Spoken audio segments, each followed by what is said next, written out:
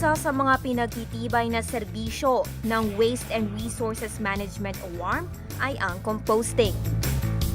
Sa pamamagitan nito, ang mga biodegradable materials gaya ng mga bulok na prutas at gulay, imbis na maging pampasikip sa mga landfill, napapakinabangan muli bilang mga soil enhancer o fertilizer. May iba't ibang mga paraan ng WARM sa pagsasagawa ng composting. Una ay ang windrow composting na hindi ginagamitan ng kuryente. Dahil manual itong ginagawa, umaabot sa hanggang 30 araw o higit pa bago tuluyang matunaw ang basura. Dekuryente naman ang mechanized electrical composting, kung saan hindi mo na kailangan mag-antay ng 30 araw para magkaroon ng isang soil enhancer. Gumagamit din sila ng compost pit na pwedeng gawin sa sarili nating bakuran. Maghukay lang na 1 by 1 meter na compost pit. Ilagay rito ang nabubulok na mga materials gaya ng mga tirang pagkain at mga sangat dahon. At pagkatapos, tabunan ito ng lupa at hayaan na itong mag-compost. Pagkaraan ng ilang araw, maaari nang gamitin ang compost bilang soil enhancer o fertilizer sa mga pananim.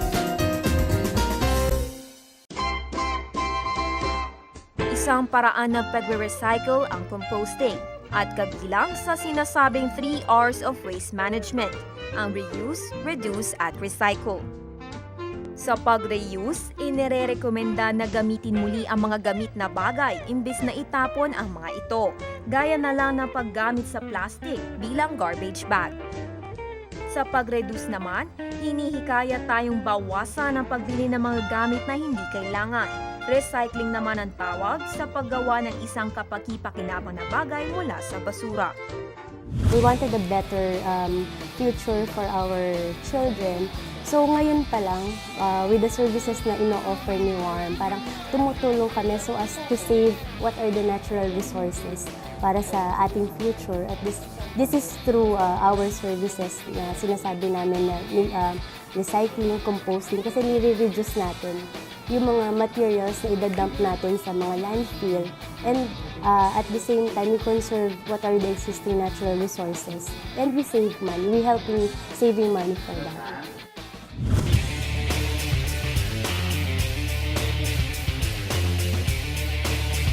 Ika nga ng WARM, one man's waste is another man's resource. Kaya huwag basta-bastang baliwalain ang basura. Hindi lang tayo makakatipid, makakatulong pa tayo sa kalikasan.